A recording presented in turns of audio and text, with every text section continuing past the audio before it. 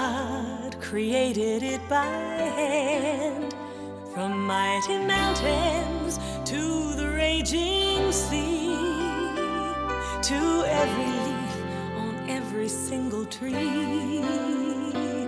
It's in the holy book. Just open up and take a look. It's a story for young and old, the greatest story ever told. So lend an ear and you will hear the greatest story. The greatest story.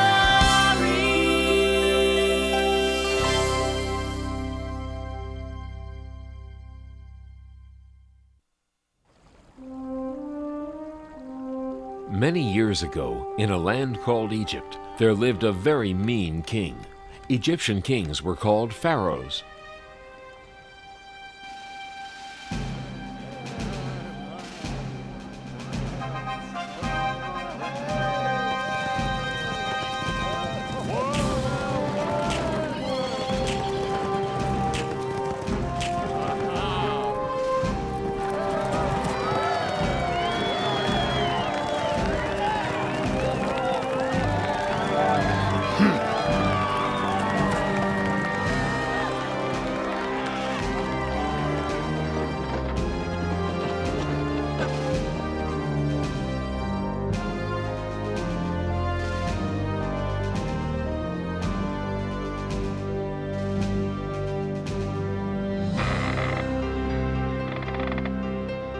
Faster!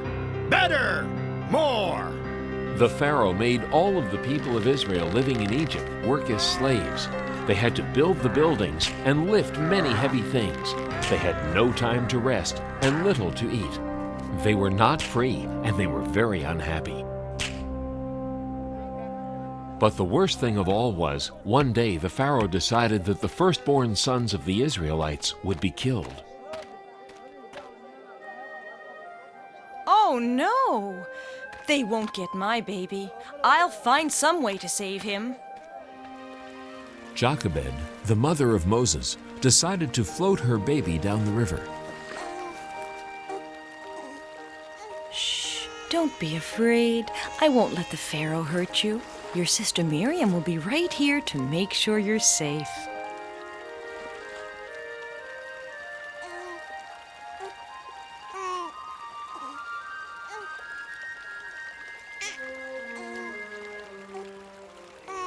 What's that? A baby! Oh, this poor baby needs a home. I'll take him to the palace and take care of him there. Excuse me, Princess. If you need a nurse for the baby, I know a good one who lives nearby. Her name is Jochebed. Thank you. Bring her to the palace.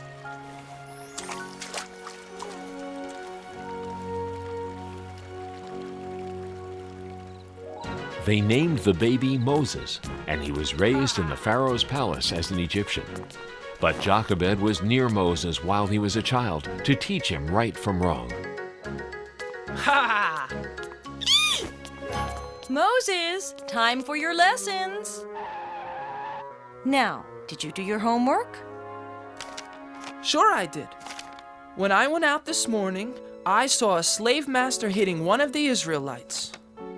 He was wrong, Moses. All people should be treated with respect. And Jochebed taught him that the Israelites in Egypt were unhappy because they were not free. Many years later, when Moses grew up to be a strong young man, he came upon some Egyptians who were treating people very poorly. You're lazy! Get up and get back to work right now, or else! Leave him alone. You shouldn't treat anyone like that. He deserves it. He's pretending he's hungry and tired because he's too lazy to work. I'm teaching him a lesson about... Leave him alone.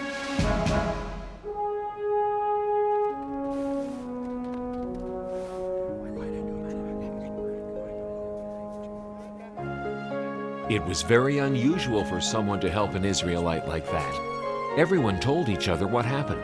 Moses was sure he had done the right thing.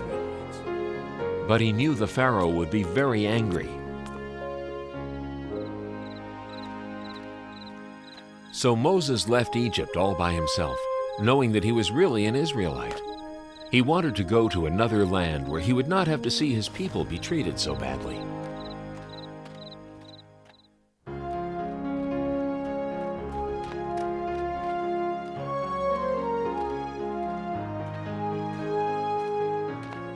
After traveling for 40 days, Moses found himself in the land of Midian.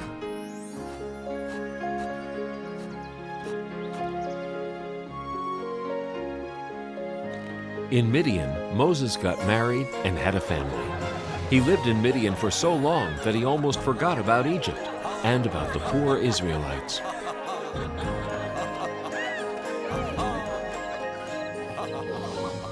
Until one day, Moses was looking after a flock of sheep up in the hills, and it was there that he saw an amazing sight.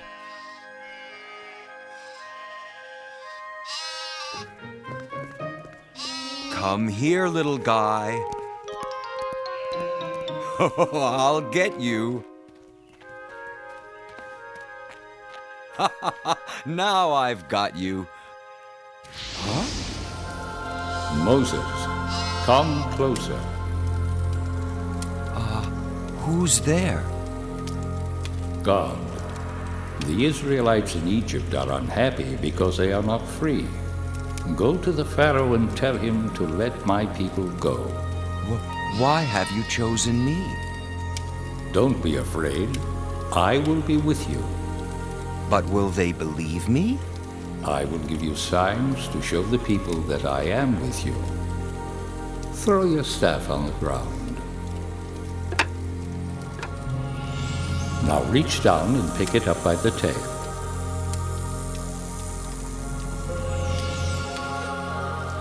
Trust me, the people will believe you. Now go.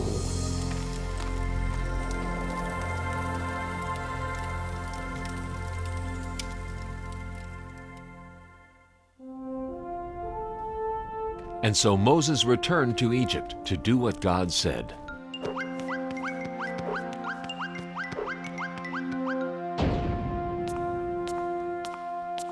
Are you Moses? I have heard about you. What are you doing back here after all these years? I am here because God sent me. He wants you to free the people of Israel. Oh, he does he? Too bad for him.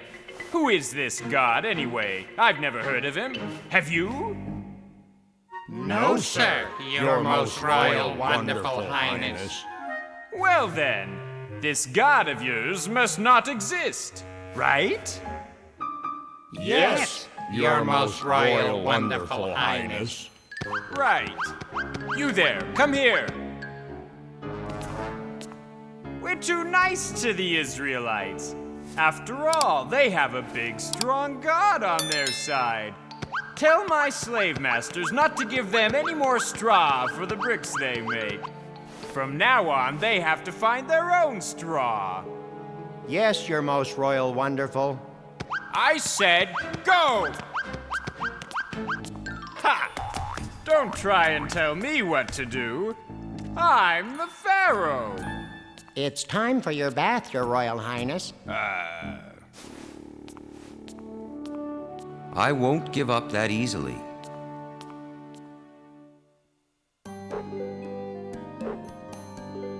And so Moses returned. God wants you to let the Israelites go free. Oh, haven't we already done this? It'll take a miracle before I listen to another word you're saying. See the power of God, the only true and living God.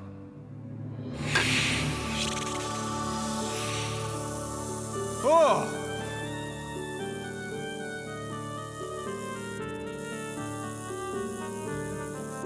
Silence! Nothing but foolish tricks. Besides, watch this.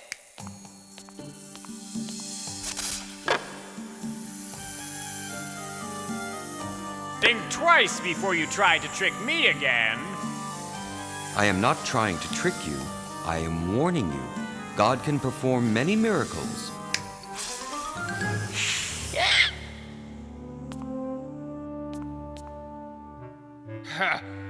That proves nothing.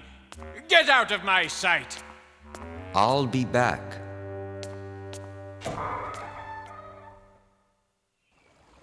And the next morning, Moses did come back.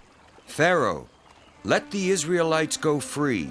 If you do not, God will let plagues happen to Egypt. The plagues will bring very bad things.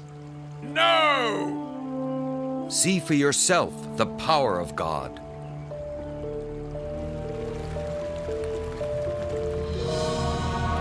It is blood. Just another magic trick. Ugh. Go away.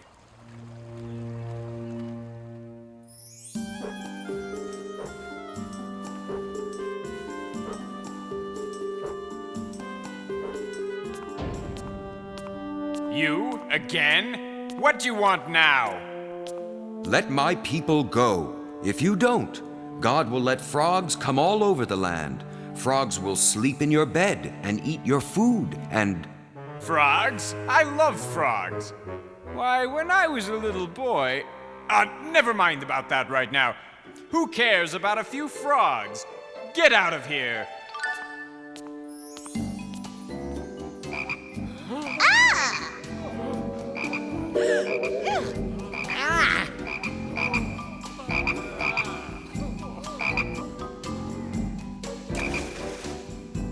Find Moses and bring him to me. Now.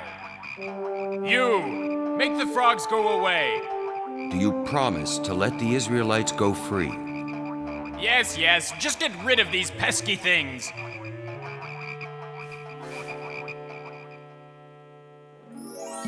God made the frogs go away, but the Pharaoh didn't keep his promise. He did not free the people of Israel. So God allowed more plagues to happen in Egypt. God let lots and lots of gnats come to Egypt. They flew everywhere.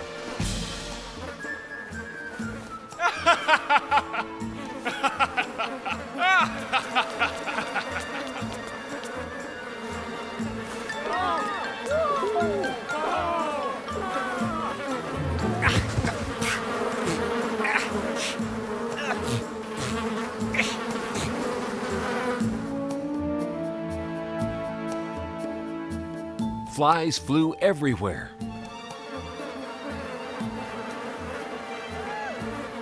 But the Pharaoh still wouldn't let the Israelites go, so the animals got very sick. And then boils grew on the skins of the Egyptians.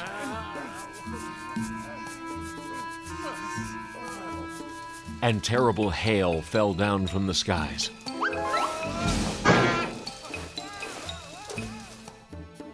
And the locusts came.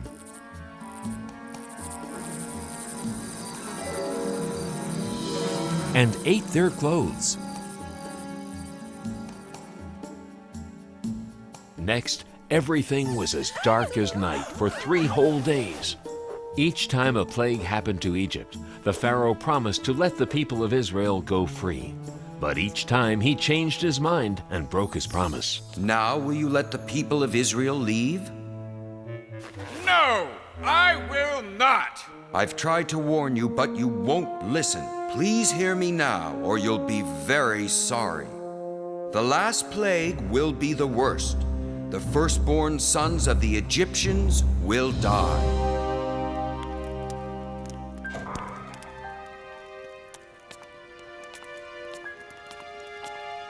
What has your God done?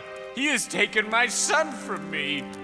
Leave Egypt at once and take your people with you. Moses told the Israelites to get ready to leave Egypt right away. He knew the Pharaoh might change his mind again, so they packed and left as fast as they could. I can't believe we're actually going. It's just as Moses promised. A land where we could be free. It seems like a dream. But it's not a dream. At last, we're on our way home.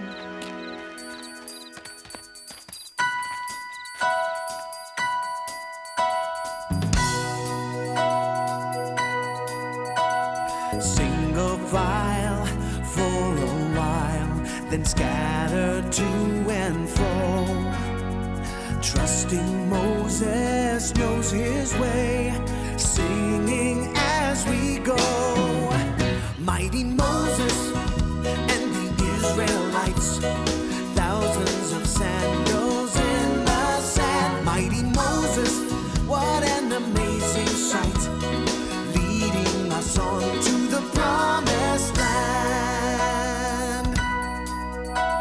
The day has dawned to journey on to a brand new place.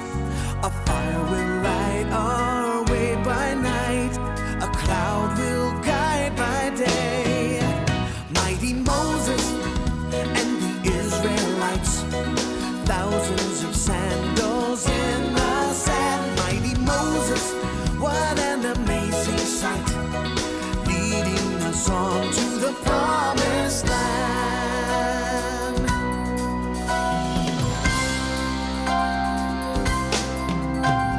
Hand in hand through desert sand, answering God's call, following our leader's lead to freedom for us all. Mighty Moses and the Israelites, thousands of sandals in the sand. Mighty Moses, what an amazing sight, leading us on to the promised land. Mighty Moses and the Israelites, thousands of sandals in the sand. Mighty Moses, what an amazing sight, leading us on to the promised land. And so, finally, the people of Israel left Egypt on the way to their homeland, the land of freedom. By day, a pillar of smoke guided them. And by night, a pillar of fire showed them the way.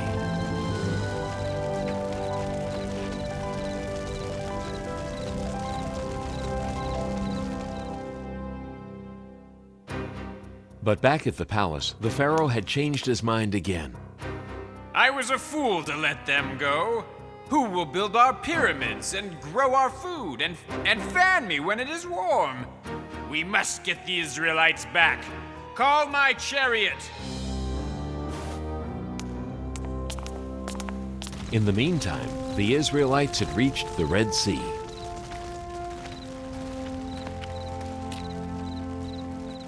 Moses, look behind us. The Pharaoh's army.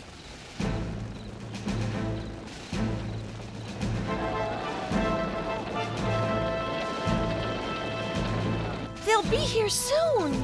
Oh no! Moses, what have you done to us? We would have been better off living unhappily in Egypt rather than dying here in the desert. Don't be afraid. God will protect us. Don't hurry, Moses. Rest tonight. Tomorrow morning, raise your hand and stretch out your staff over the sea. It will part, and you will be able to go through on dry land.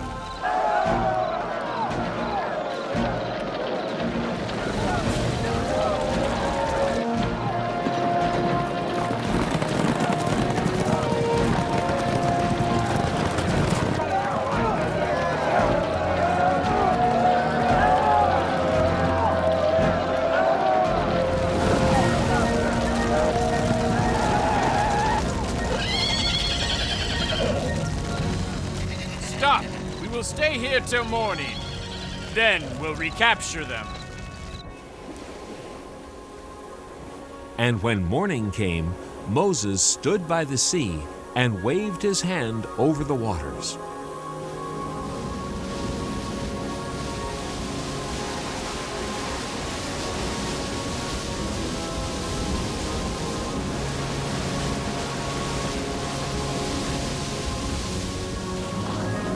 sea parted, just as God had promised.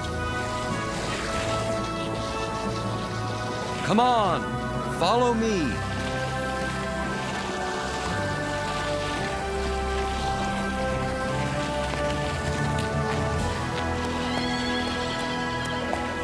After them!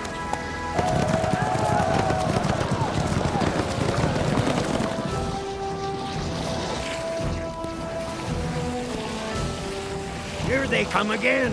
What are we going to do? Just wait. Then the sea fell upon the Egyptian army and stopped them. Thank you, God, for saving us. The Israelites passed through the Sinai Desert on their way to the land of Israel.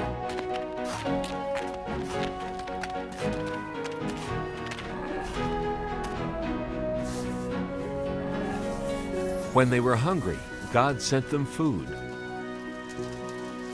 Mother, look! What is it? It was sweet, tasty bread that God had sent to feed the people. The Israelites called it manna, which meant, "What is it?"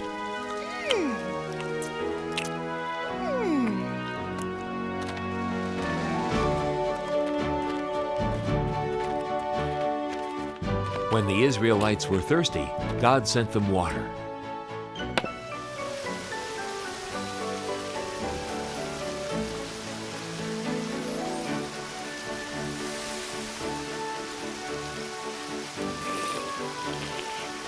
I want milk instead.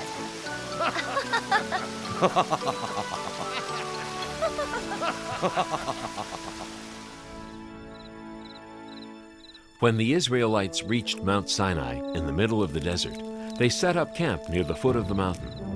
It was time for God to give the people His laws.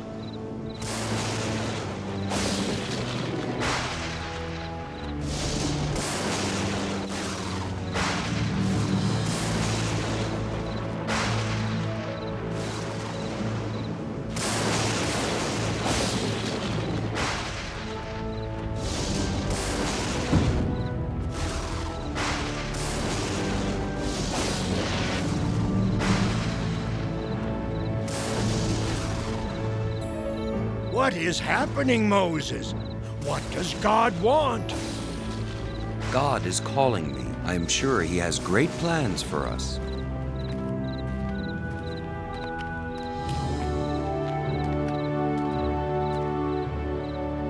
I must go ahead. And Moses climbed to the top of the mountain. I am ready for you. I have rules that I want to give the people of Israel. If they follow them, I will protect the people. Chisel out 2 stones and I will write them down. Always respect your father and mother. Do not kill anybody. Do not steal anything. God gave many other laws. He also told Moses how to build the home of worship where the Israelites would pray to God. God also told Moses that everybody should rest on the 7th day, just like He did when He created the world.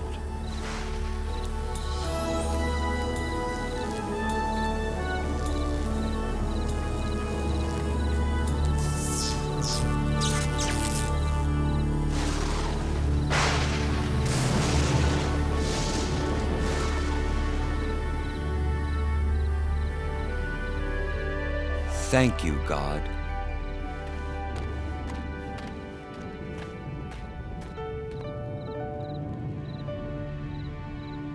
And this is how Moses led the people of Israel back to their homeland with the power of God and His sacred laws. These laws are called the 10 Commandments. Throughout the long journey, God helped Moses guide the Israelites home.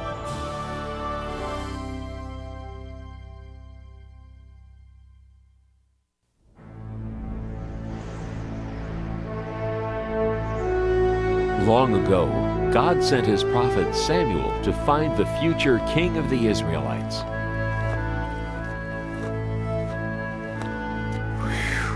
Samuel, go to Jesse's house in Bethlehem.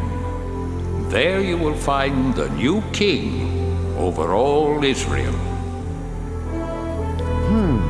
I wonder who that is.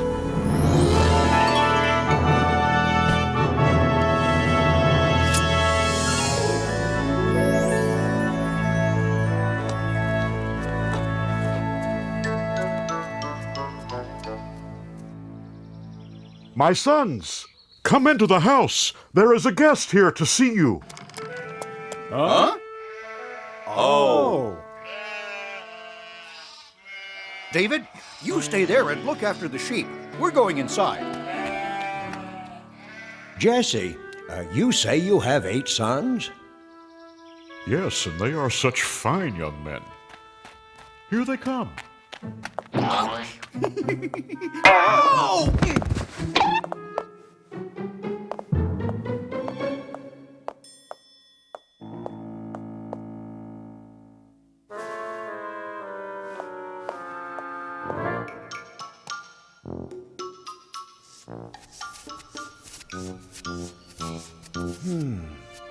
Which one could it be? Surely this must be God's chosen one. No, Samuel. You are thinking too much about what he looks like. You must look inside. You must look at his heart. Wait. There are only 7 here. Don't you have another son? Yes, but he is the youngest and the smallest. See him off there guarding the sheep? Him? No, it couldn't be him. Could it? Thank you. I will leave now.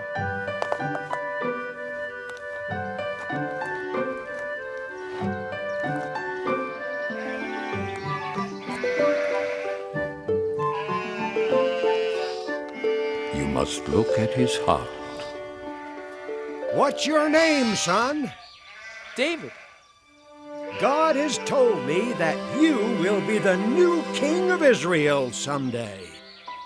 God is my friend. He helps me save my sheep. Yes, and one day I hope you save us all. Goodbye, David. Goodbye, and God bless.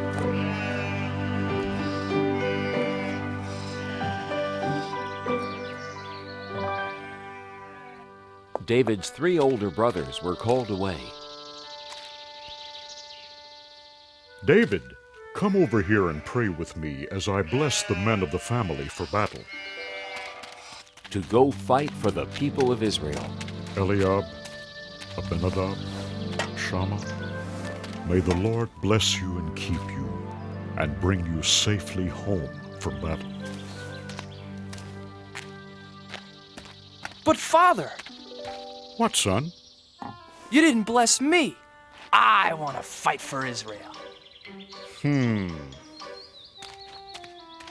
Don't worry about us, Father. We're old enough. And strong enough. We can hardly wait to fight the enemy of God's chosen people, the evil Philistines. We'll win and be home before you know it, David.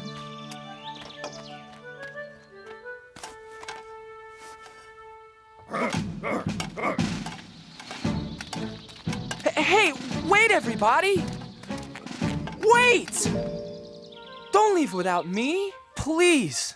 Please let me go, Father. I want to fight for the people of Israel, too. What's so funny? I may be small, but I'm brave. Why, just the other day, I saved our whole flock of sheep from a huge, ferocious lion. I hit him with a stone from my sling, and knocked him clean out. Want to see how good I'm getting? Whoa! No, David, not now. First, I had to sock that lion right on his nose. Bang! And then I shook that rascal by his whiskers. And then I pulled his jaws apart and rescued our little lamb. And then... I'm not afraid of those Philistines.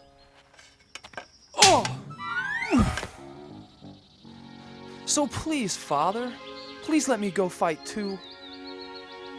Whoa! Guarding sheep isn't exactly the same as fighting the big bad Philistines, little David. Stay home, little brother. Father needs your help to watch over the sheep, and Father can watch over you. Grow up, little lamb. You may be brave enough to fight, but you're just too little.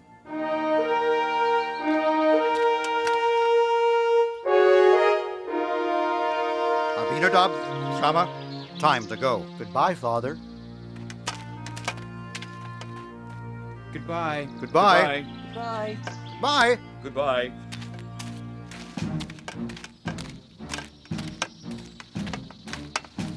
Someday I'll go to battle for the people of Israel, Father.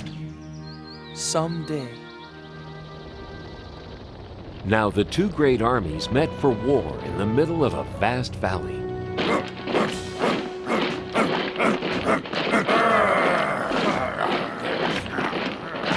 King Saul led the army of Israelites.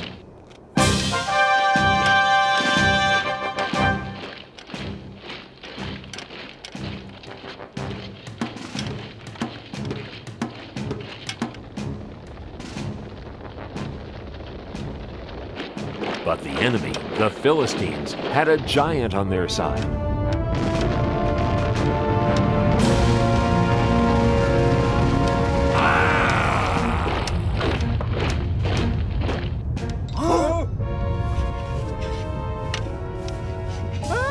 The giant came marching across the valley toward the army of the Israelites. His legs were as big as tree trunks, his arms were strong as iron, and his steps made the whole earth tremble.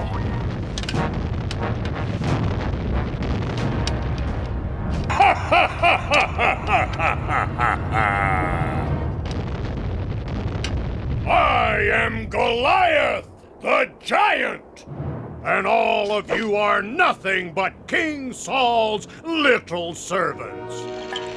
Even if all of you fight me together, you can never beat me! So spare yourselves. I dare you. Choose just one man brave enough to fight. Not me. Not me. Not me either.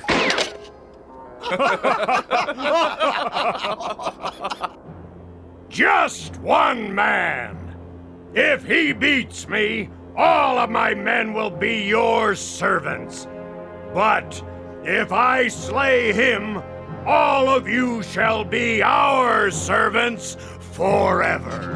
Now, who is brave enough to fight a giant? Just step forward. I'll be waiting.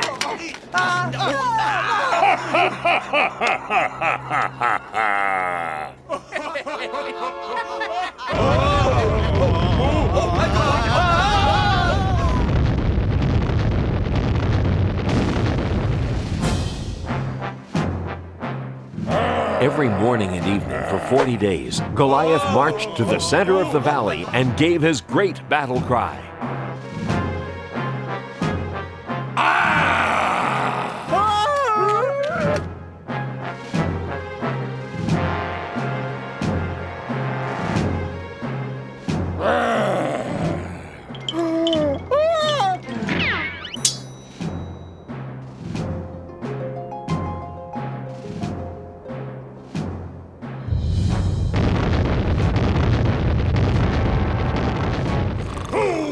Fight me today! Not me. Not yesterday. Not today either. None of us are brave enough to fight a 10-foot giant. Or foolish enough. You are nothing but cowards! He said it.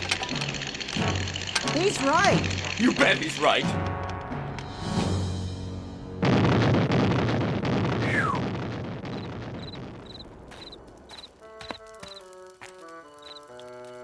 Well, What do my brothers think? Could I? Whoa! No, don't even think about it. I'll try to...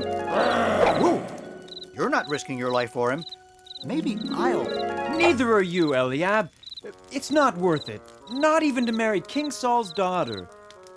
Oh, but wouldn't it be great? Being rewarded with the princess's hand in marriage for beating the giant?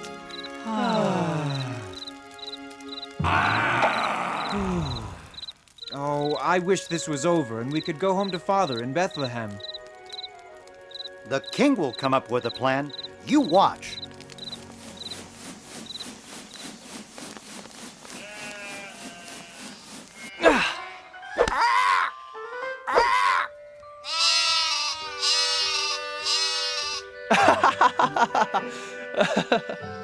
Bet I can get 5 in a row.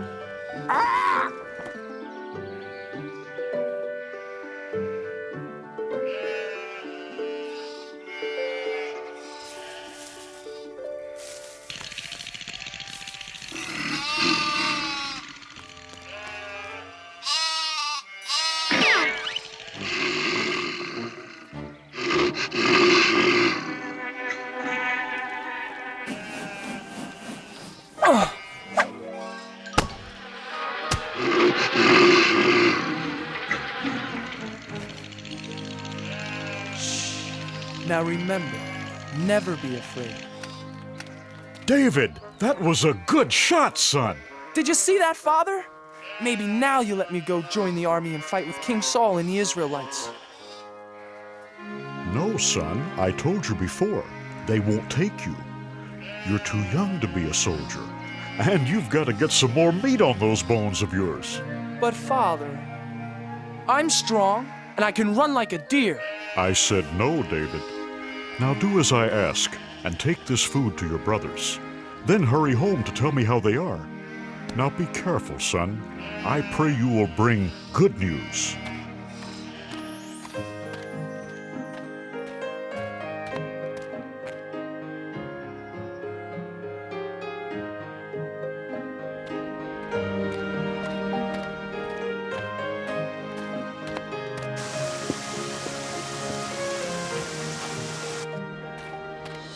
Who will fight me today?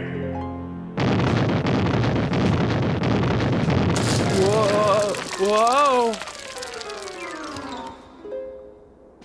Is there one man brave enough to fight? Are all the Israelites nothing but cowards? Oh my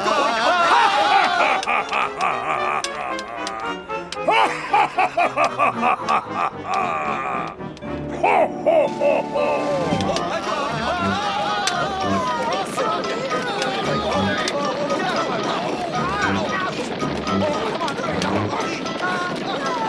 Eliab!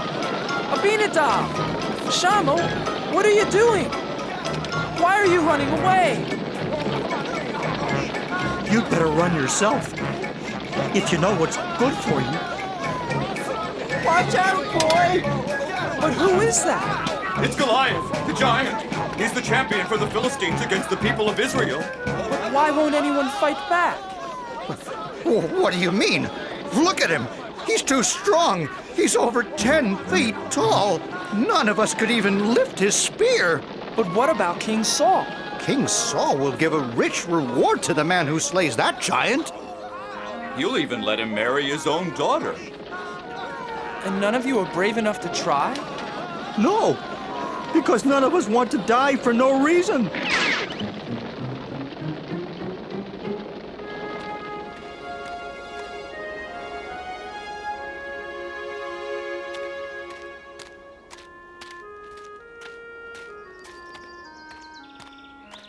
Eliab, why won't you fight?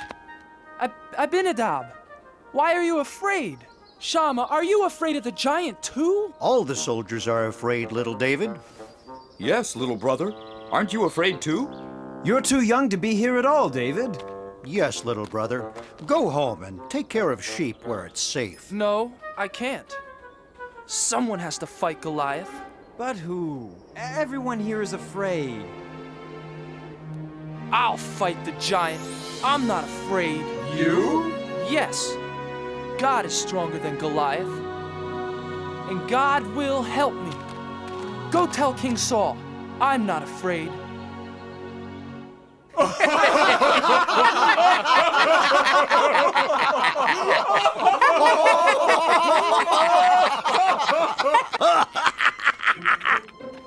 I have news for King Saul. What news? So, there's this Israelite champion who's really a young shepherd boy. Says he wants to fight for King Saul and the Israelites. Says God will help him fight the giant. And he's never even been trained as a soldier. Well, tell the foolish lad to go home. King Saul is no use for jokes out here on the battlefield. Tell the boy. Tell the boy to come here. But sire. Joab, bring the boy here to me. Now. I wonder who he is. I wonder why he's the only one brave enough to fight the giant. He is, I understand, a giant of a man, and I am not. His spear appears to be the size of a small tree, and all I've got is a slingshot. This Philistine is large, but I know who's in charge. I have a giant of a God, you see, bigger than the trouble in front of me. And even 9 feet tall starts looking pretty small next to the giant of a God with me.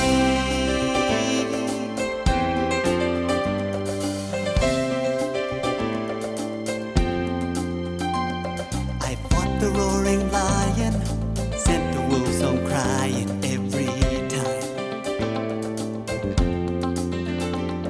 And with a little faith, I was not afraid. The fight was God's, not mine. This Philistine is large, but I know who's in charge. I have a giant of a God, you see, bigger than the trouble in front of me.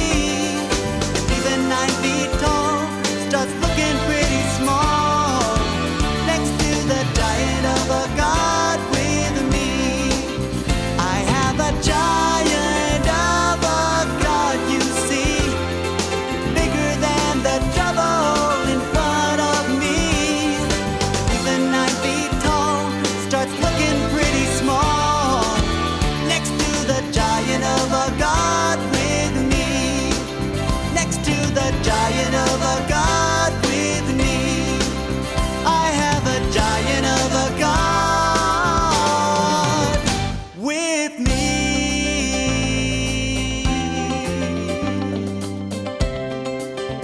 I've got a giant of a God. Giant. Giant. Giant of a God. Giant. So that's the little hero? Looks like he couldn't fight a flea. Make way for the little giant killer. I don't see any giant killer. I don't see anyone. Neither do I. Silence! Make way for this boy. Huh? I said make way for the shepherd boy. The king wants to see him. Oh, yes. Certainly, Commander. Right away, sir.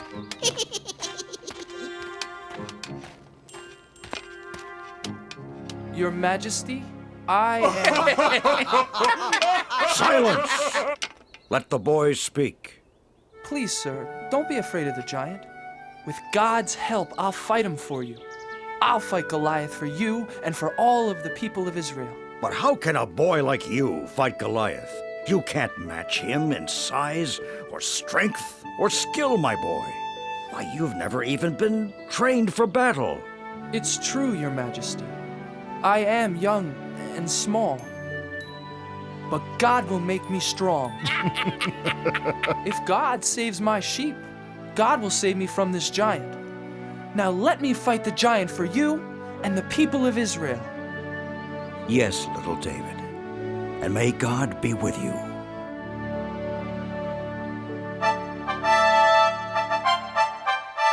Joab, get my sword and shield. Get my armor. Put them on young David. Huh? Joab, I said dress the boy for battle. Huh? Yes. Yes, Your Majesty. Well, didn't you hear King Saul? Do as he says.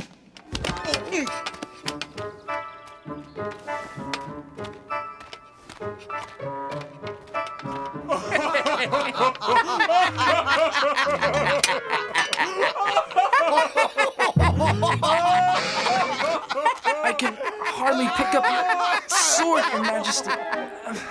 And your shield is much too heavy for me.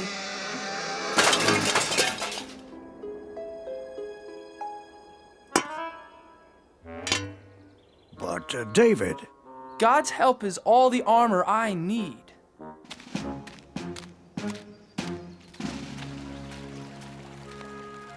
Please help me, God. Help me fight Goliath the giant for the people of Israel.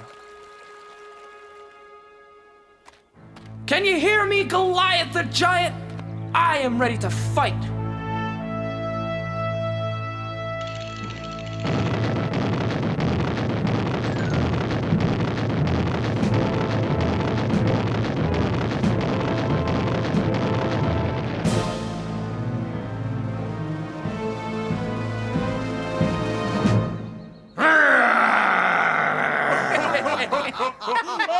Ha! Do you think you can fight with sticks and stones? You'll be sorry! You fight me with your sharp sword and heavy spear, Goliath, but I fight you in the name of God.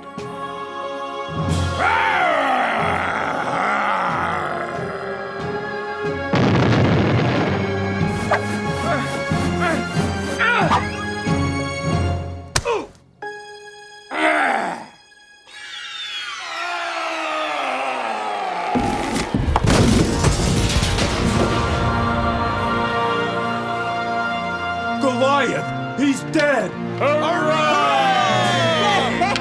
Run! Run for your lives! Look at those cowards run! Yes! After them! Come back here!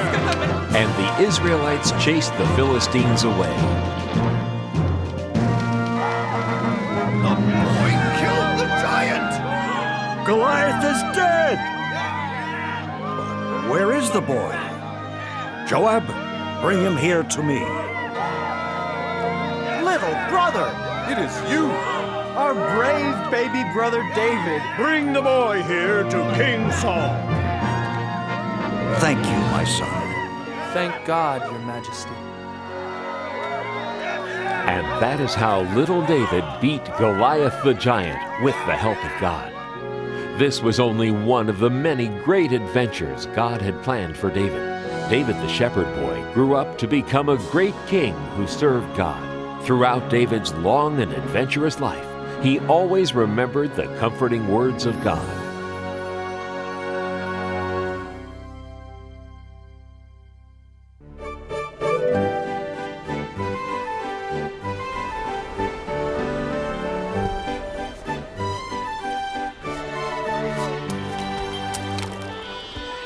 In the land of Israel, there was a prophet named Jonah. A prophet taught other people about God and his love. Jonah told his friends and neighbors that God loved all people. And like God, Jonah tried to love all people and all creatures.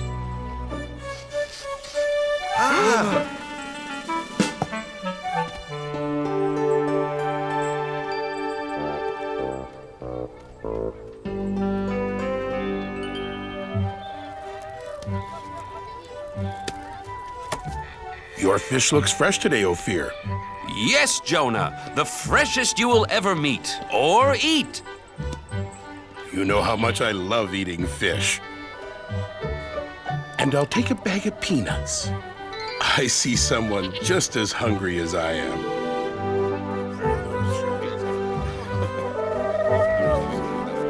Hungry, little dove? Here, take some of mine. We're all God's creatures. Sounds like someone's having an argument. This is my pot. No, it is mine! I saw it first! No, I did! I needed to carry water! I needed to carry raisins! Stop! Fighting never solves anything. Besides, you're making me dizzy. My friends, please. God doesn't want you fighting. It upsets him.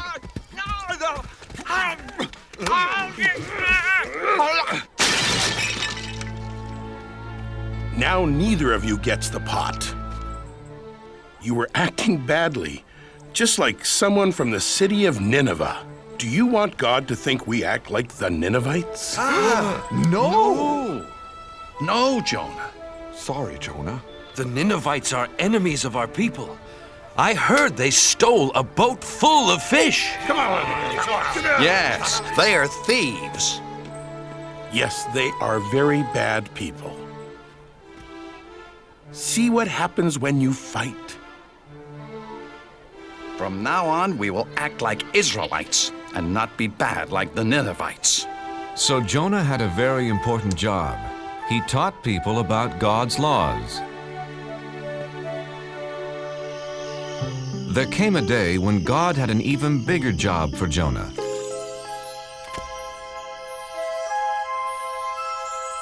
Hello, Jonah. God, it's nice to hear your voice.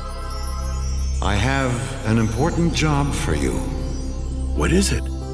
I will do anything for you. There are some people who are not obeying my laws, Jonah. Look what they're doing.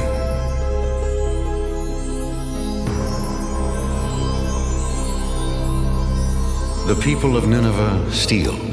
They are not kind to each other. The children of Nineveh do not take care of older people.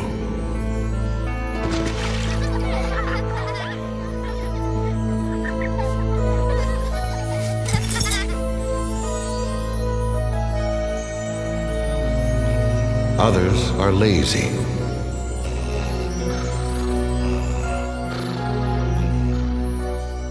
And their king pretends not to see the problems.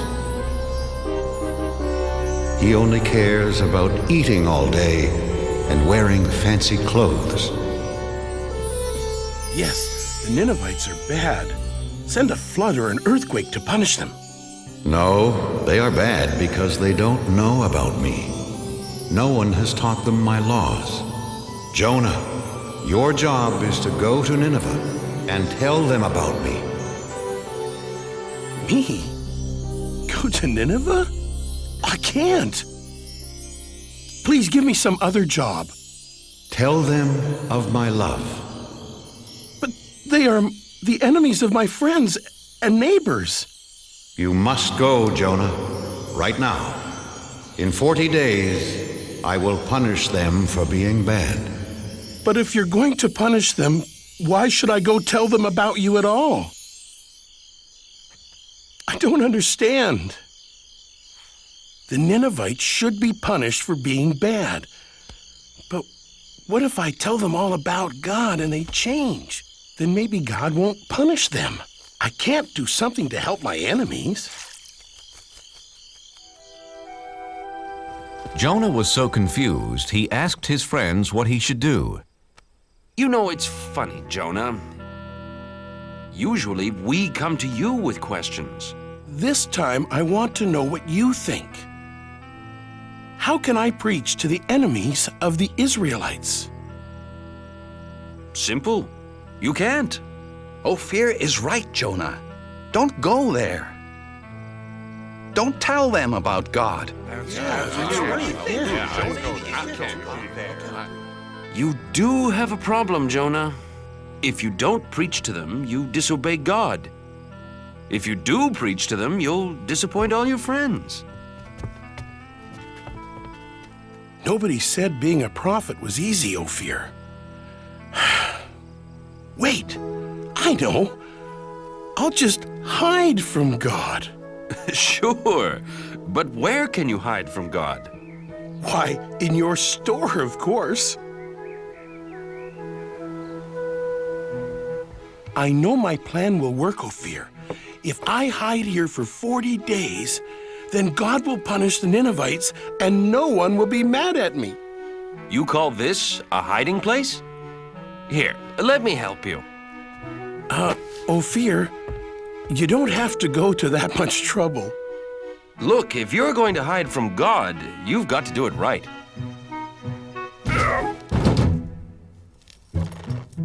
There! And my shop's never been cleaner. Ophir, do you have any flour for baking biscuits? Yes, yes, in that basket. There. No! Wait! No! No!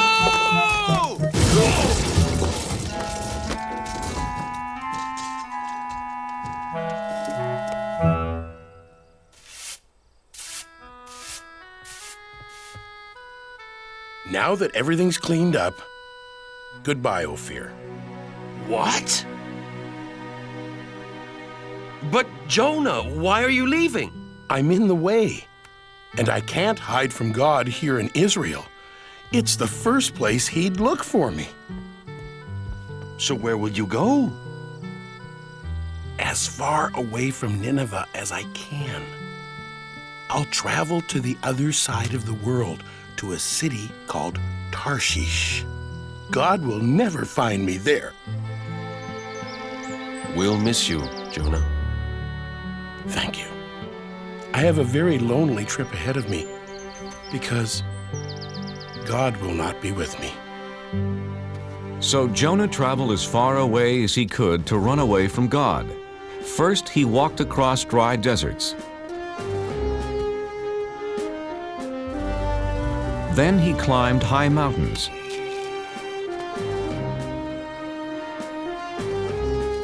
He finally came to the town of Joppa and found a ship that was going to sail for Tarshish.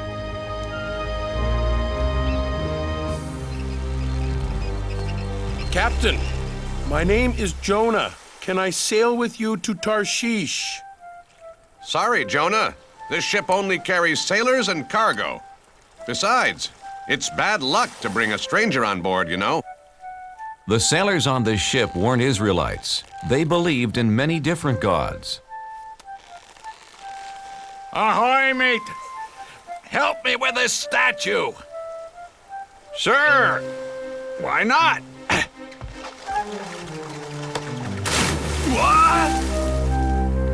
Please, Captain, I must sail away with you. Why? Because I am running away from God. Why?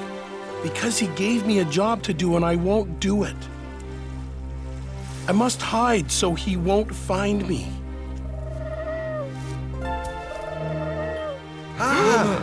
Did you see that? A dove. He flew right to Jonah. A dove is a sign of good luck, Captain. Very good luck. With Jonah on board, we will have safe passage. They're right. Welcome aboard, Jonah.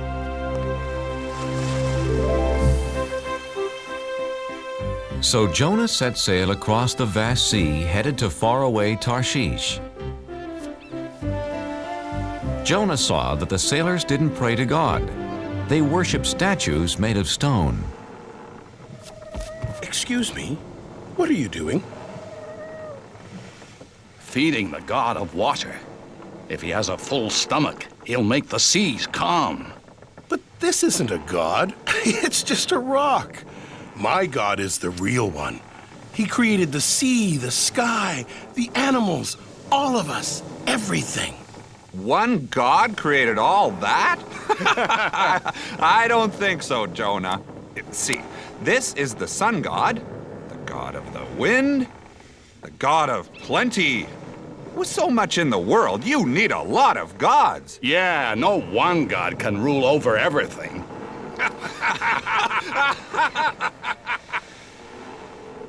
Yes, God does. He is the one and only God. Well then, if he is so wonderful, why are you running away from him? He wants me to go to Nineveh and tell them about him. But they are the enemies of my people, and we'd be better off without them.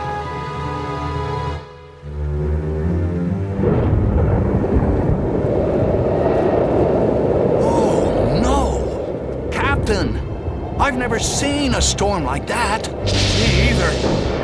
We're in trouble. Whoa!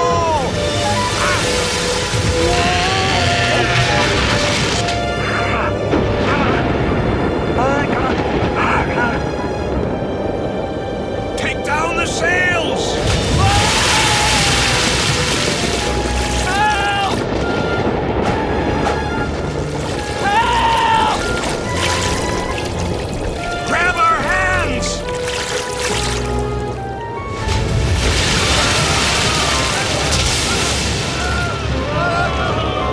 Men! The ship is sinking! Help me toss the cargo overboard!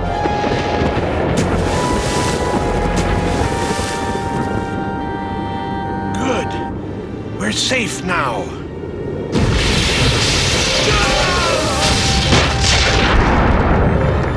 No!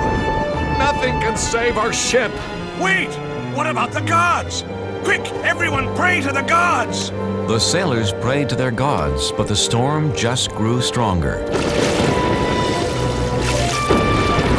Someone has brought our ship bad luck. Very bad luck. We must find out who it is. Let's throw lots. Then we'll know who brought this storm. The captain and his crew, being superstitious, believed that pieces of wood and bone would tell them who brought bad luck to their ship. There! The lots point to the man who brought us bad luck. It's Jonah! Where did you come from? And who are your people? I am an Israelite, and I worship the God of heaven. I'm running away from him, and he has found you. Jonah, what can we do? How do we make this storm go away? Throw me overboard. You must save yourselves. Please, Captain. We have no choice. We must throw Jonah into the sea. His God is more powerful than any of our gods. Jonah, I'm sorry. We've done everything we could do. I know, Captain. It's not your fault. I made God angry. It's me, not you, who should be punished. God of the Israelites, we're sorry for having to throw Jonah into the sea.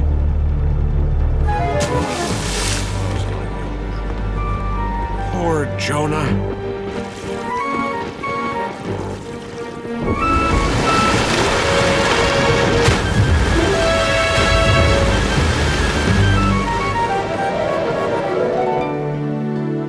May your God forgive you, Jonah.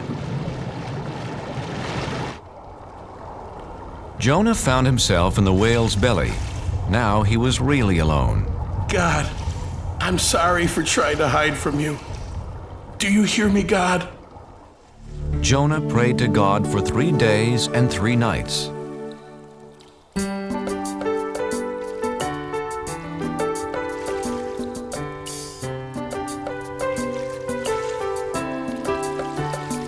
It's so dark inside this well, and I'm lost at the bottom of the sea.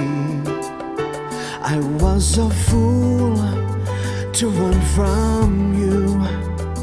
Now I know just what you want from me. In the belly of a whale, one day has gone by. I promise to be true, and all you ask I'll do. In the belly of a whale, oh please hear my cry. Never will I hide.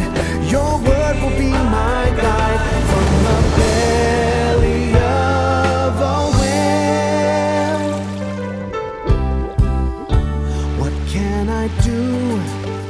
to thank you, Lord.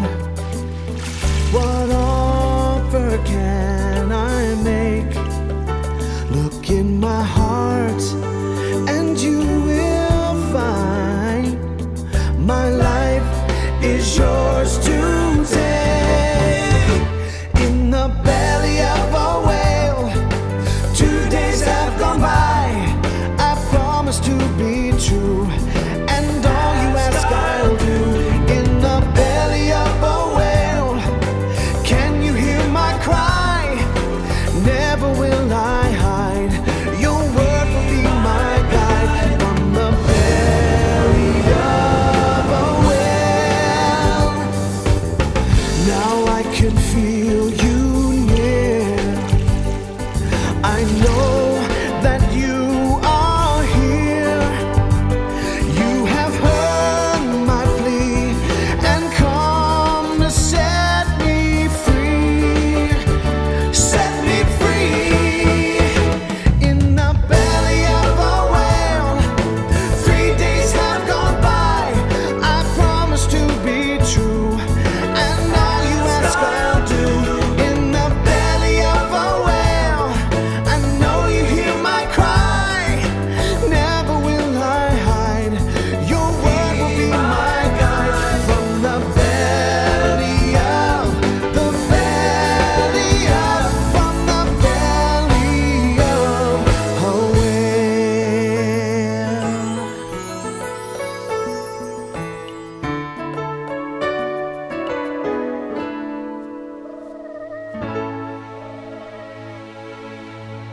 After that, Jonah was no longer alone. Hello, Jonah. Oh, God. I'm so glad that you're here with me. You tried to hide from me. Oh, yes. And I now know that was really, really wrong. Jonah, you have learned your lesson. Come on, let's get you out of here.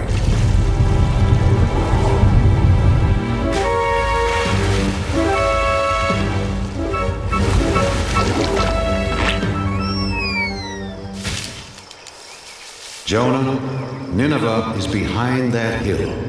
Hurry, go tell them about me and about my love. God, I'm ready to do it now. So Jonah went to Nineveh. And what he had to say was so wonderful. All of the people listened. They believed, and best of all, they changed.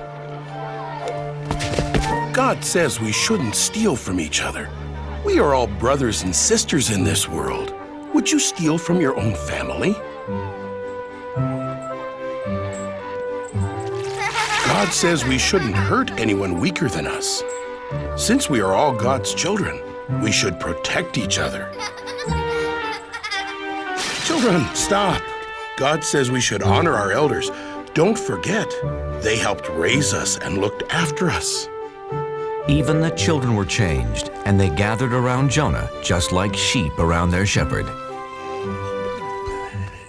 Hey, farmer. God says we all have jobs to do, and we should work hard. We should listen to him since he's the one who gave this wonderful world to us.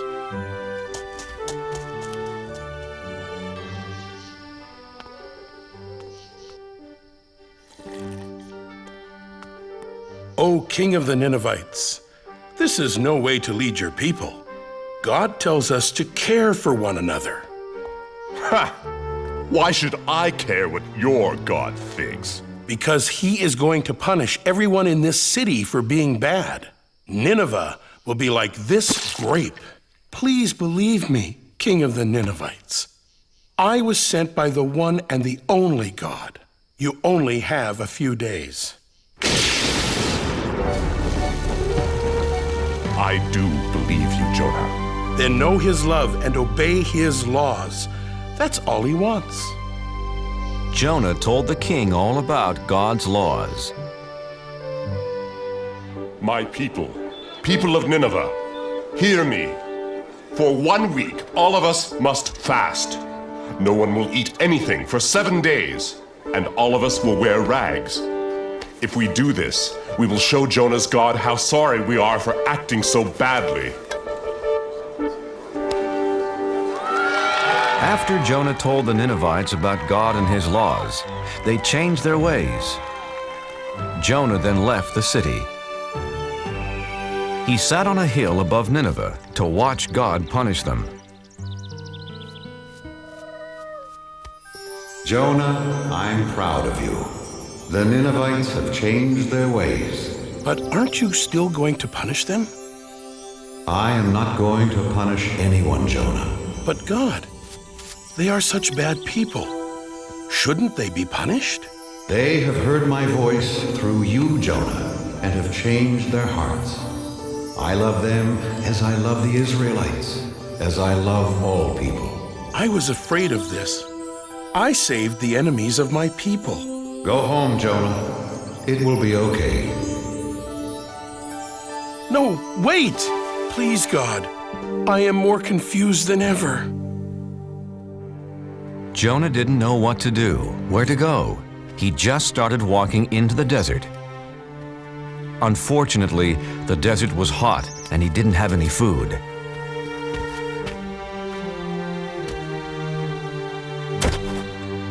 I'm so tired, hungry, and thirsty.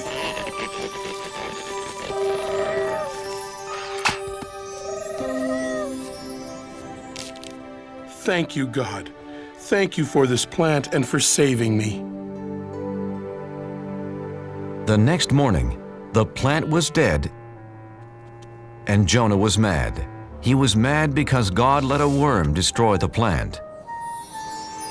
Jonah, why are you angry? You let this wonderful plant die that gave me food and shelter, like you took away my hope yesterday when you didn't punish the Ninevites. You're mad because the plant is dead. You cared more about this small plant than the whole city of Nineveh, but you didn't do anything to keep it alive. So? How do you think I'd feel if I punished all the people of Nineveh? There are men, women, and children that I made and cared for over many years. They never knew or loved me until you came. Shouldn't I still care about them?